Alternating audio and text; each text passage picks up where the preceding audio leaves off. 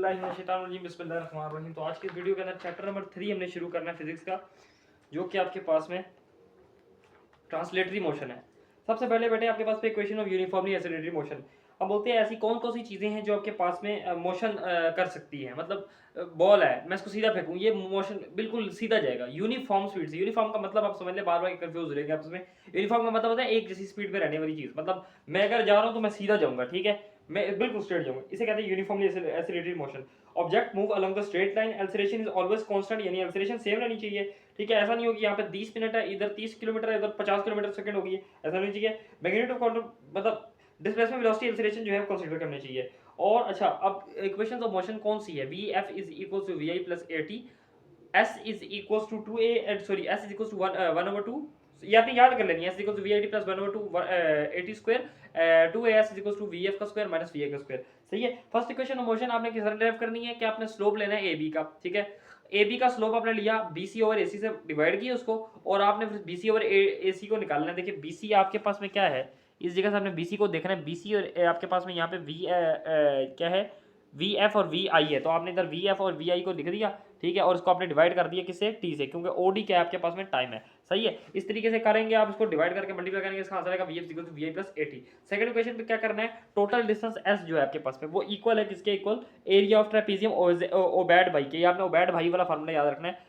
O A B D, ये trapezium है ना, इसके एरिया के इक्वल है, तो हम बोलते हैं एस 1/2, इसको हाफ कर दिए क्योंकि इसका हाफ एरिया, देखिए हाफ लिखा हुआ है यहाँ पे, हाफ आधा नहीं है, वाइट रंग का नहीं हुआ। ये आपके पास 1/2 O A B D, O A B D का जो एरिया है, ठीक है, और इसे हम प्लस कर देंगे बीच में क्योंकि ओ ए अलग है, बी डी अलग है, ठीक है, और सी क्योंकि बीच में हाफ कर रहा है इसको। फिर हम मल्टीप्लाई बाय ओ डी आपने करना है, और दोनों साइड्स को आपने पहले सिंपल इसको निकालना है। हम फर्स्ट इक्वेशन को इस्तेमाल करते हुए इसका आंसर आ जाएगा is equal to V I T plus 1/2 A T square.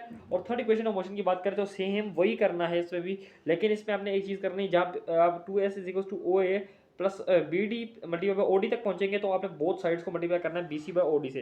जब आप इसको करेंगे तो आपका बस आंसर आ जाएगा 2as इक्वल टू वी आई का एफ का स्क्वायर माइनस वी आई का स्क्वायर। अब फ्री फॉल मोशन क्या है? फ्री फॉल मोशन ऐसे देखें, फॉर एग्जांपल ऐसा मोशन जो जिसमें आपके पास में एक ऑब्जेक्ट है, जो कि फॉर एग्जांपल ये मेरे पास एक ऑब्जेक्ट है, ठीक है, मैं इसको यहाँ से छोड़ता हूँ, ये जमीन की तरफ नीचे आ रहा है, ठीक है, क्योंकि जमीन की तरफ जो नीचे गिरेगा इसको कहते हैं फ्री फॉल मोशन, यानी जमीन इसको अपनी तरफ खींच रही है, जमीन अपनी तरफ खींचने की कशिश रखती है, ग्रेविटी से ये नीचे जा रहा है, एक्सेलरेशन ड्यू टू ग्रेविटी की वजह से जब ये नीचे जमीन पे गिरेगा, इसकी जो स्पीड होती है 9.81 मीटर पर सेकंड होती है, जिस स्पीड से इसको जमीन अपनी तरफ कशिश खींच रही है, ठीक है। और उसमें जो है बस इसकी जो इक्वेशन में जी जी आपने एच एच बस रिप्लेस कर देना, बाकी वही पुरानी वाली इक्वेशन होगी।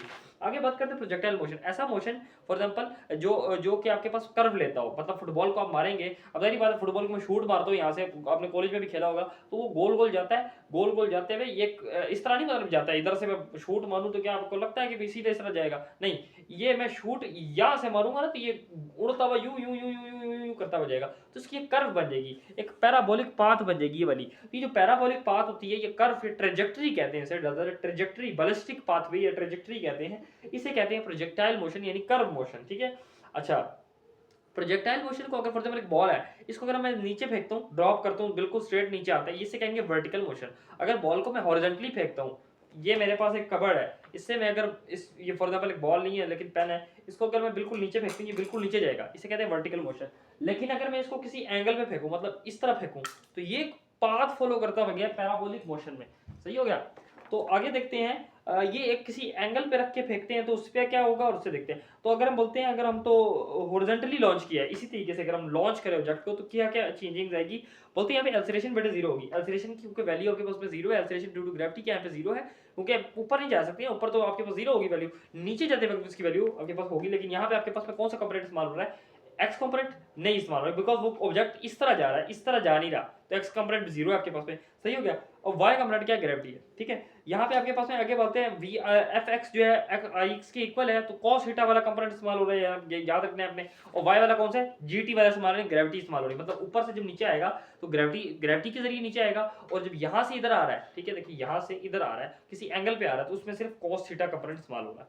फिर आगे बात करते हैं इसकी डायरेक्शन वगैरह, आपको पता है कैसे निकालते हैं। अच्छा, एंगल लॉन्च पे निकाले, फॉर एग्जांपल यहाँ से मैंने ये इधर डायग्राम से आपको नजर आएगा, देखिए एंगल मैंने लॉन्च किए, इधर स्ट्रेट जा रहा था, इसकी डायरेक्शन इधर थी, मतलब ये जाना इधर था, लेकिन चूंकि इसने पैराबोलिक कर्व लिया और इधर आ गया ये, तो ये आपके पास में इसने एंगल पे कुछ मूवमेंट की है, ठीक है। और सेम ये भी वही सेम चीज़ है कि किस तरीके से इसमें आपके पास में ए एक्स कंपोनेंट 0 होगा, जबकि ए वाई कंपोनेंट ग्रेविटी का आपके पास 0 होगा। ये प्रोजेक्टर एट हॉरिजॉन्टल उसमें आपके पास में निकाला है, किसी एंगल पे निकाला है। वो मैंने पहले आपको हॉरिजॉन्टली बताया था सरफेस, बिल्कुल सीधा।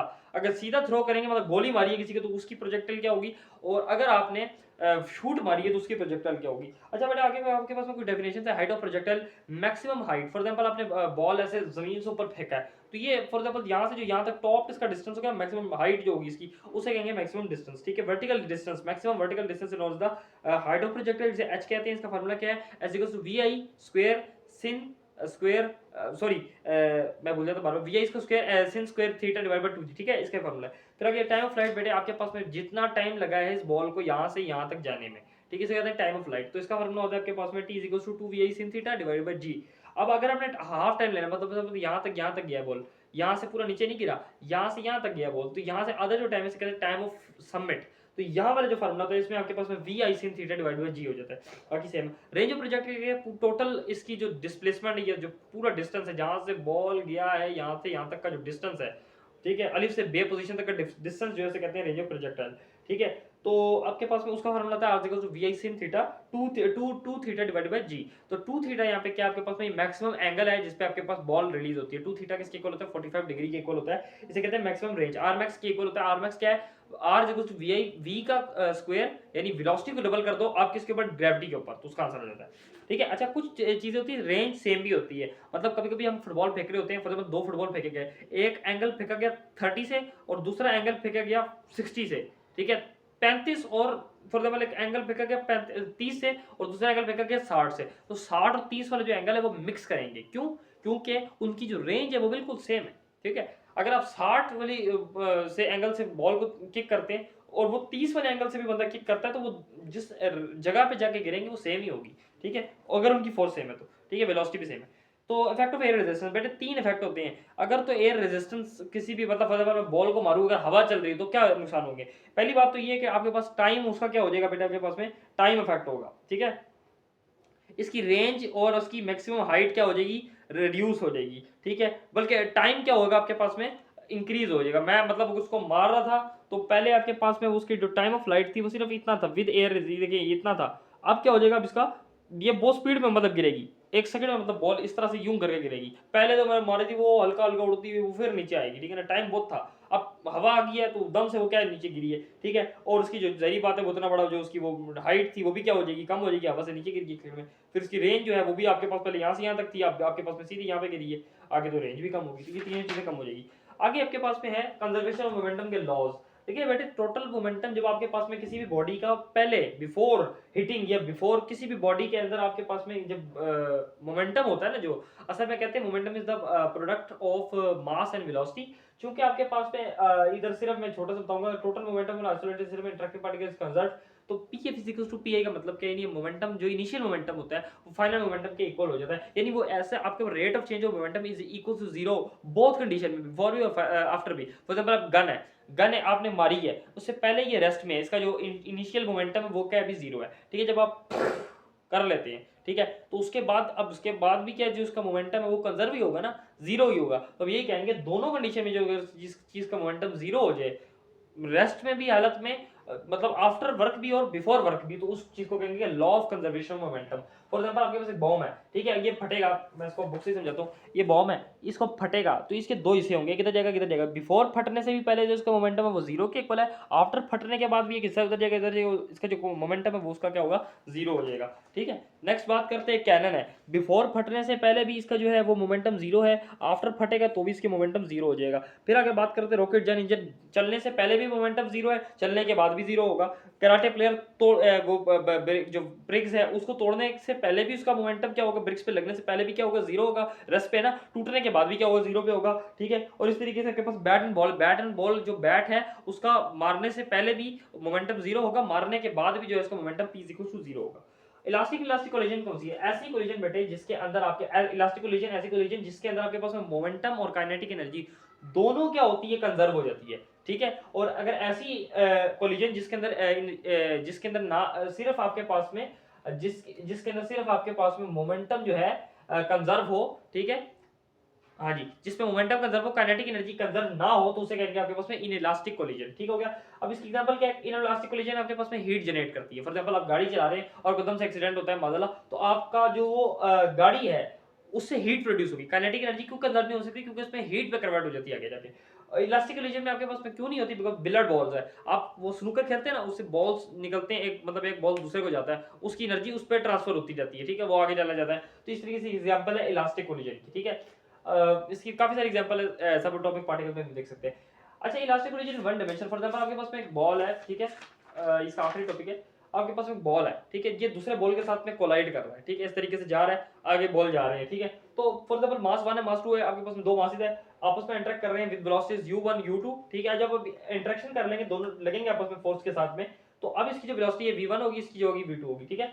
तो इस तरीके से जब आपके पास में जो इसका हम बोलते हैं जो v1 वेलोसिटी 1 से जो हिट करेगा उसकी वेलोसिटी है m1 m2 divide by m1 m2 u1 2m2 divided by m1 m2 u2, ठीक है? तो ये आपको बहुत ज्यादा इसको एक रट्टा मारना पड़ेगा, ये आपको एक दफा याद हो गया तो इंशाल्लाह बस इस फार्मूले को आप समझ ले, बाकी तो आपको ड्राइव करना तो आसान ही होता है। खैर, केस 1 केस 2 केस 3 क्या है, केस 4 क्या है? अच्छा, अगर तो आपके पास में दोनों बॉडीज का मास सेम है तो बेटे आपके पास दोनों बॉडीज आएंगी, टकराएंगी और जो है आपके पास में दोनों की कुछ कुछ हल्का सा उसमें डिफरेंसेस आएंगे। केस 2 ये है कि अगर एक बॉडी का मास जो है, मतलब एक बॉडी दोनों का मास सेम है और दूसरी बॉडी टारगेट है, तो क्या होगा, आपके पास में टारगेट है तो आपके पास में फर्स्ट वेलोसिटी जो है दूसरे में ट्रांसफर हो जाएगी, ठीक है? और तीसरा केस ये है कि आपके पास में एक लाइटर बॉडी है और एक हैवी बॉडी है, मतलब एक लाइट एक बड़ी मोटी बॉडी और एक छोटी सी बॉडी है। जब छोटी सी बॉडी मोटी बॉडी के साथ लगेगी आगे तो इसी की यही रिबाउंस हो जाएगी, बैक चली जाएगी, ठीक है? और जो आपके पास में जो फोर्थ केस है और जो हैवी बॉडी है वो थोड़ी सी मूव करेगी, जबकि वो जो है उसकी वेलोसिटी लेके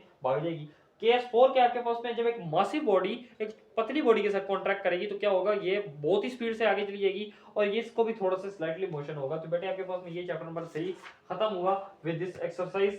मैं मिलता हूँ उसके नेक्स्ट वीडियो में, तब तक के लिए अल्लाह हाफिज़।